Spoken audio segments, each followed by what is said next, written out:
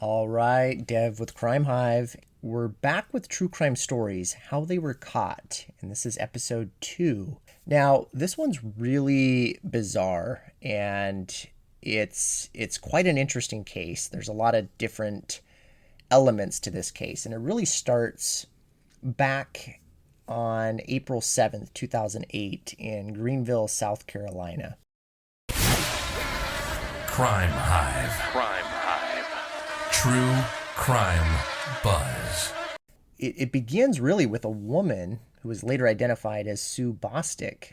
She calls 911 and she reports a bag on her door. So a garbage bag. It's got some blue drawstrings, and she reports that there's a note on her windshield car. She is a little freaked out by it, and she's not really sure what to make of it. She doesn't want to open the bag, and I think she intuitively knows that there's not something good inside that bag. And so police come out and check inside the bag, and they're horrified because what they find in this bag is a severed foot and a severed hand. Now, when they observe the bag, they notice inside there's not a lot of blood, and they notice that the cut seems to be pretty clean. So it's not, like a rough, jagged cut. It's just a pretty clean cut. And then just observing this information before we go further into this story, you can imagine the shock from any police officer or detective when they're seeing body parts in a bag, and they know that this is going to be quite a case at this point. A couple things to note that will be important. We do have this severed hand, and that could potentially give police a clue with fingerprints from that hand. The bag may contain DNA or fingerprints. And, there's actually been quite a few cases unrelated where there are bags that police have recovered or located, and they've actually gathered fingerprints from inside the bag.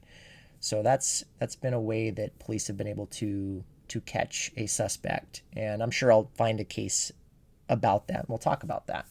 But with this case, potential prints from the note, you've got potential prints from the bag, and potential DNA from these items. And so it's definitely important, just as another side note, that if you ever come across a strange situation like this, that you don't touch any items, because technology now with DNA is phenomenal. There is the ability for forensics to be able to, just with a few skin cells nowadays, be able to get touch DNA from items and gather a full profile or a partial profile of a potential suspect. So police are investigating this bag with the severed foot and hand, and shortly later they get another 911 call, and it's another house where more body parts are found, and another note is left. And this time it's for another woman. And these women are related. They know each other, and there's a connection, and we'll talk about that. Her name is Judon Burnside. And so you've got two homes now, more body parts, and police decide to interview these women to find out, okay, what is going on here, right? And this before we get into the interview, I do want to mention the note as well. On the note, there was a warning. It talked about there being, this is your last warning. And it was addressed to somebody named Grace. And Grace was actually the niece of the woman who called 911 originally, Sue. And then she's also related to the other woman because that is her mother.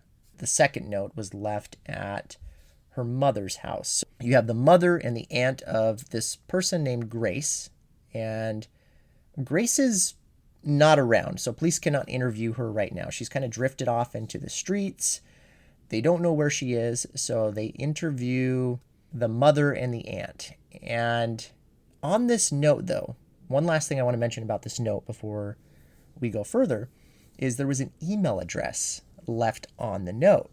Now, this is a potential huge clue because of the ability to trace the email address. So it takes some time. They have to subpoena often. They're going to need to subpoena the provider to get the information off of that email address, such as the name, the location, the IP address, and potentially other contact details. They interview the two women, and they are not sure what to make of it. But Bostic, the first woman, said that the first woman who called 911 said that earlier she had received a phone call, a strange phone call, and it sounded like someone was dying.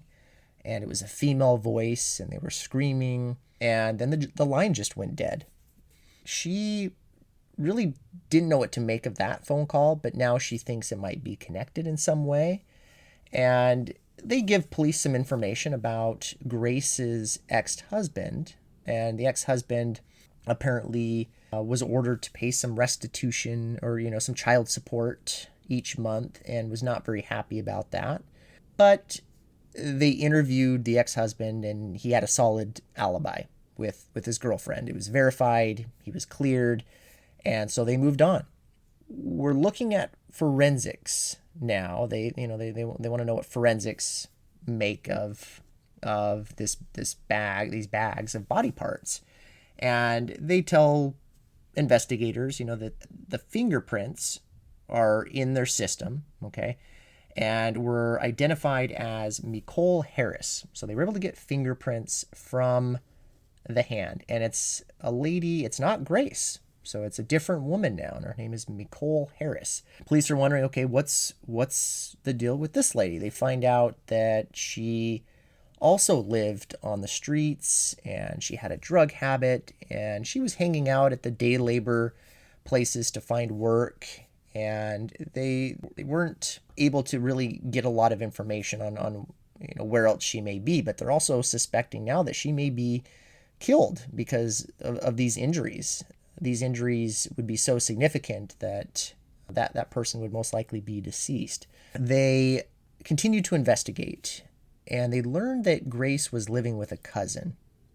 They're able to make contact with Grace, and she's alive. She seems fine. She apparently has no idea that someone is threatening her with a note, and there's body parts at her mother's and her aunt's house, and so she's a little freaked out. She says she has no clue what's going on, and she apparently has no connection to this woman, this woman's body parts, Nicole. The police don't really have a whole lot to go off, and so they start sending out media alerts, and a resident actually calls in this foul odor in a neighborhood, and police investigate that. They're thinking now, okay, this is the rest of potentially Nicole's body right here, because they come across this container outside of a residence, and there's just the smell of death, right? This just a terrible odor, and it's sitting in this big storage container, and they look inside, and it literally appears to be flesh. They're thinking they've got the rest of this body, but a woman who lived there essentially said that this was a dead pig.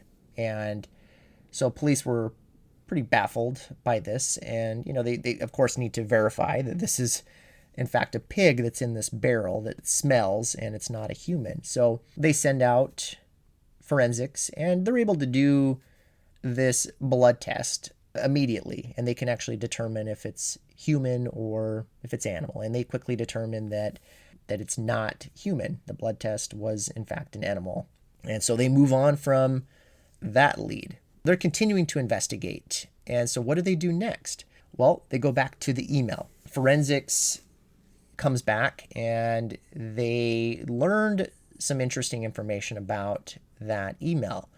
It was used at a public computer. It was used in a public library on a public computer, and the library has surveillance cameras, and so they're able to go in and based on the data from the email address, they know exactly the date and the time that the email was sent. So they look at these surveillance cameras and they find out that this couple comes into the library to use this computer. Now, what's really odd about this scenario with this couple coming into the library is the man who comes in is wearing gloves. Okay, so a little strange there, potentially to not leave any fingerprints behind while they're typing this email out. And then, of course, this is one day before the body parts were found. Okay. They now have some pretty good information. They've got the photos of this couple, and they go back to Grace. And they're suspicious of Grace because they think maybe she has some sort of connection with all this. And so they interview her again, and she does end up admitting that she knows this couple. Okay, and she knows this couple as Carmen and Clarence Jenkins. Apparently, all three of them were in a relationship. They were in this love triangle, or this throuple, where life was good for them. They were all together, living together. Clarence had apparently taken her off the street, and they were all romantically involved with each other. Apparently, they were even planning on getting married as a threesome. And she was really not thinking this was gonna ever happen, because Clarence was very controlling and apparently he was abusive. Grace decided to leave the couple behind. They live in this trailer, and she leaves, and then this is in March of that year. Shortly after, in April, those body parts start appearing on doorsteps. Pretty bizarre. Now, police are starting to put this all together, though. So they go over to the couple's home, this trailer, and oddly, the woman, Carmen, answers, and she just says, "We're busy, and we'll just come down to the station when we can, when we're available." So right there, red flag with police. You've got detectives knocking on the door, and they're just pretty nonchalant about all this. No emotion. They'll get to this matter when they get to it, right? Police, they were smart about this situation, and so what they did is, as soon as they left the trailer, they immediately set up surveillance. They had binoculars, and they're watching the trailer. Well, minutes later, the couple ends up taking trash bags from the trailer to this dumpster.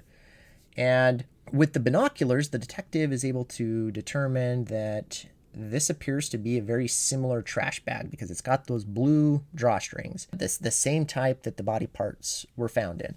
And so police go to this dumpster, and they find a lot of cleaning material, such as empty bleach bottles. They're finding ammonia, carpet cleaner, and they're realizing that something's definitely suspicious, based on the circumstances. But it's not enough to get them a warrant. And so what do? They learn that Clarence had a traffic warrant for his arrest. It was in the system, and that allowed them to conduct a search warrant at the house where they could look for him and arrest him. And even though it's just a traffic warrant, they still have the authority to do this. And so they show up at the trailer again, and they go inside, and they're looking for him, and they don't see him. But what they see is evidence, possibly, that could be involved in this crime. So here's the evidence that they see initially. First off, they see that there's no sign that anything in this house or this trailer was cleaned. It was really filthy. It was really disgusting. We're talking about mold in dishes, and yet here they are dropping off cleaning material. But yet the house does not look clean at all. Extremely dirty. They go into a bathroom, and they find the shower, and the shower area is oddly spray painted red all over. And so they're looking around, and they realize that there's possible blood spatter above. Okay, so even though there was this attempt to spray paint over potential evidence, possibly blood, right? Because they're finding blood spatter above the ceiling and other places in the bathroom, and that suggests a horrific crime may have occurred because of that information. And then, not to mention, before they're about to leave, they actually see some drywall that just doesn't seem right. It's out of alignment, and so they observe this hole basically that's kind of cut out of the wall, and they actually find Clarence hiding behind it, and he was arrested. So they ended up actually arresting him for this traffic crime because that's all they had. And then they arrest his other partner, right, Carmen, who was harboring a fugitive. So they've got them both in custody. Now they're able to get a second warrant for the property because the evidence from possible death was in that trailer. So they get forensics to come back out. They're spraying luminol and it's lighting up, blood everywhere. In the bathroom, they're noticing that the wallpaper's gone, the shower stall, and the floor had been painted apparently. But they're still finding blood in various areas. Okay, again, like the sink and the ceiling. They keep looking around the property and they find handcuffs and they find knives and swords, and they look under the couch and they find these typed letters, very similar to the letters that were sent to the homes where the body parts were found. They find these letters in this clipboard, and they're addressed to the same individuals that the body parts were sent. So these are essentially like rough draft letters or variations of these letters. And so you've got that evidence right there. Now, Clarence is interviewed. He really just denies that he had anything to do with it.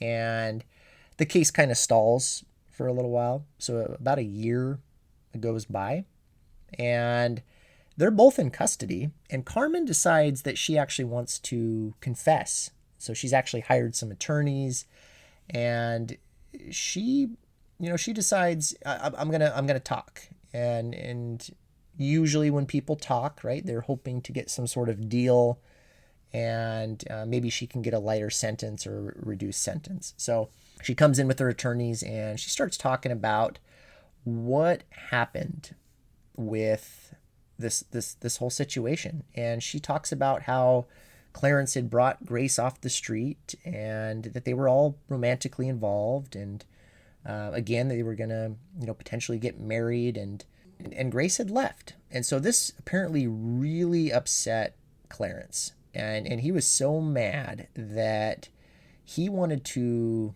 teach Grace a lesson to get her to come back. And so what he does is he goes to one of those labor places, those day labor places, and he finds a different woman, and this is Nicole Harris, okay, where those body parts belong to Nicole. And he shows her a badge, apparently some sort of police badge, and says he's police. So he's got this ruse going on, and he ends up getting her in his vehicle and drives her to his trailer, where he was able to put handcuffs on her. And this is where we learn the phone call that was made to Sue Bostic. That was the call that Sue heard. She hears this woman screaming, but apparently this woman was supposed to follow a script Clarence had to ask for Grace to come back. And that didn't happen. This woman, Nicole, was screaming. She was trying to get help. And so the threats weren't really working with Grace. And so Clarence decides to up the ante. He really decides to take this to another level, right? And this is where he tells Carmen, his partner, to kill Nicole. And he wants her to use this coaxial cable to strangle her. But it's not working, and she's not able to get the job done. And so Clarence apparently ends up strangling her and dragging her to the bathroom, where he would ultimately take out a machete and cut off her feet and hands And apparently, even worse, he would cut the toes off with garden shears and put those items into bags. You know the rest of this, right? The letters were written. Her body, this is important. She was able to describe, her body being dumped in a vacant field where they would pour gasoline on her body and actually try to cover up evidence by burning it. Search and rescue dogs with personnel were able to go out to this area, and they did apparently locate a number of bones, and they did locate the garden shears. So they've got this mountain of evidence. It's interesting to see how they tried to cover up this crime. It was just an awful attempt by this couple. Truly horrific people, evil. Investigators described them as having no empathy, no emotion, and just really didn't care. In court, Clarence did receive life without parole.